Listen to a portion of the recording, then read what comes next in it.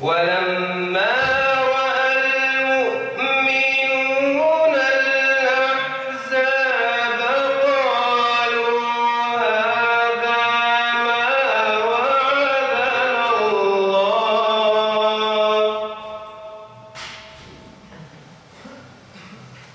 الله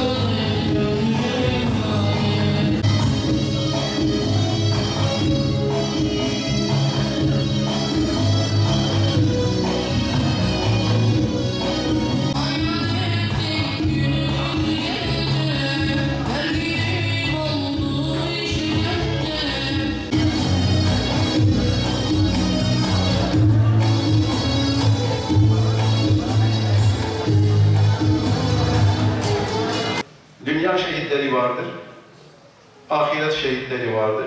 Hem dünya hem ahiret şehitleri vardır. İşte dünya şehitleri öylesine yani insanlar hamiyet için, şu için, bu için onlara da şehit deniliyor. Buna dünya şehidi, ahirette hiçbir şey yoktur. Ahiret şehitleri vardır. O da fıkıh kitaplarımızda geçiyor. İşte yangında ölen, suda boğulan, her ev üzerinde yıkılan, hasili kelam veya kadın doğum yapan, bunlar da ahiret şehitleridir.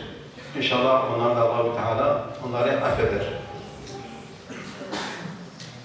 Ve de hem dünya hem ahiret şehidi, işte Allah yolunda mücadele veren, Allah'ın dininin hakimiyetini hayata hakim kılmak için uğraşan ve şehit edilen. O hem dünya şehididir hem ahiret şehididir. Aziz kardeşlerim, Resulullah Aleyhisselatü Vesselam diyor ki, ben ister şehit olayım, öldürüleyim, şehit olayım, tekrar dirileyim, tekrar şehit olayım, tekrar dirileyim, tekrar şehit olayım. Şehadetin faziletinden bahsediyorum. Evet, şehitler çok kıymetlidir. Şehadet çok önemlidir. Şehitler kendisinden sonra zaten onlar güzel hayat yaşarlar. Kendilerinden sonraki rivayet vardır. Resulullah Aleyhisselatü Vesselam'ın hadisidir. Bir şehit 70 aile efradının için şefaat eder Allah-u Teala huzurunda kıyamet gününde. Evet. Ve size son olarak bir hadis-i şerif daha okuyayım. Resulullah Aleyhisselatü Vesselam diyor ki يَشْفَعُ يَوْمَ الْقِيَامَةِ سَلَاسَةٌ يَشْفَعُ يَوْمَ الْقِيَامَةِ كَمَا قَالَ سَلَاسَةٌ يَشْفَعُ يَوْمَ الْقِيَامَةِ الْاَنْبِيَاءُ وَالْعُلَمَاءُ ثُمَّ الشُّهَدَاءُ Kıyamet gününde peygamberler şefaat ederler ve alimler ve şehitler şefaat ederler. Rabbim bizi onların şefaatinden mahrum etmesin ve onların yolunda gitmeyi bize nasip etsin.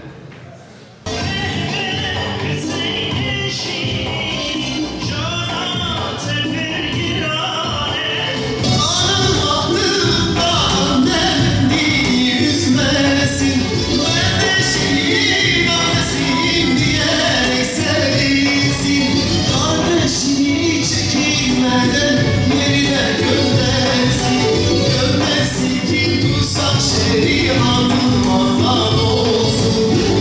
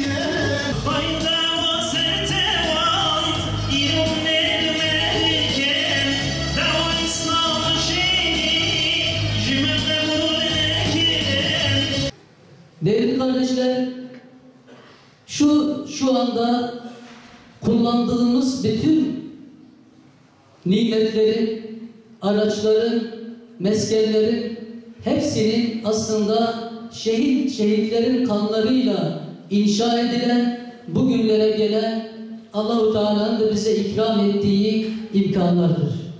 Şu anda eğer bizler İslam'ı okuyabiliyorsak, İslam'ı anlatabiliyorsak, İslam için bir hizmet edebiliyorsak, hiç kuşkusuz ki o şehitlerin mübarek kanlarının çokça katkısı söz konusudur.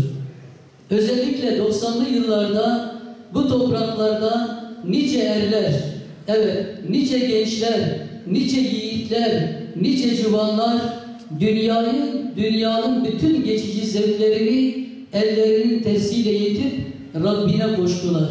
Ve hepimiz de onların besteleriyle, mücadeleleriyle, kavgalarıyla hamdolsun biz bugünlere geldik. Şehadet sözle gelecek bir makam değildir. Şehadet gayret edenlerin, sabredenlerin, direnenlerin, vazgeçmeyenlerin, baş kaldıranların, zulme, zalime sen zalimsin diyenlerin ulaştıkları ve o mücadeleyi şehadetle taşlandıran yiğitlerdir. Şehit, ölümü öldüren, ölümden korkmayan ve zalimin karşısında dimdik durarak Allah'ın ayetlerini haykıran insanlardır. Şehit, İslam mukaddesatları ayaklar altındayken gayretine dokunan, ayağa kalkıp eğer hal buysa ölüm kalmaktan daha iyidir diyerek meydanlara atılan insanlardır. Şehit, insanlar karanlıktayken, Rablerini unutmuş bir haldeyken, Rablerinden başka, kıblelerinden başka kıblelere ve başka Rablara inandıkları bir anda onların karanlık dünyalarını kanıyla aydınlatan yiğittir. Şehit bir destandır. Şehit bir kahramandır. Aynı zamanda şehit zaferin de ilk adımı ve bir müjdesidir.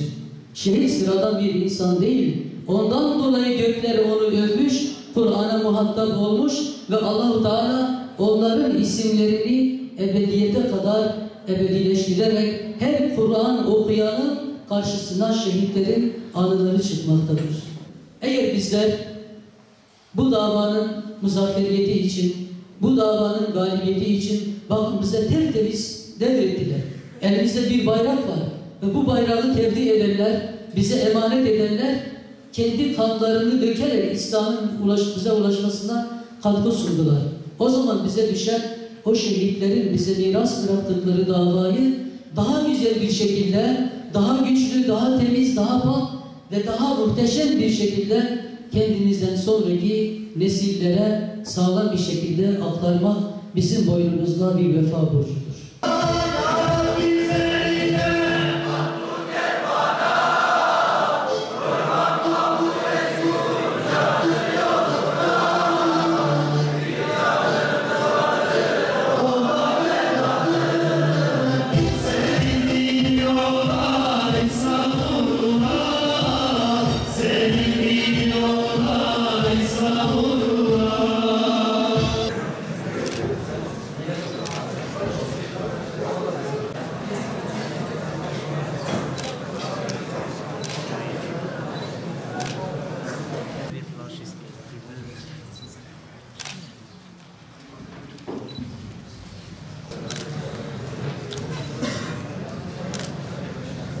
İslam davasının huzur ve selameti için mücadele ederken şehit düşen aziz kardeşlerimizin şehadetlerini kabul, ruhlarını şad eyle.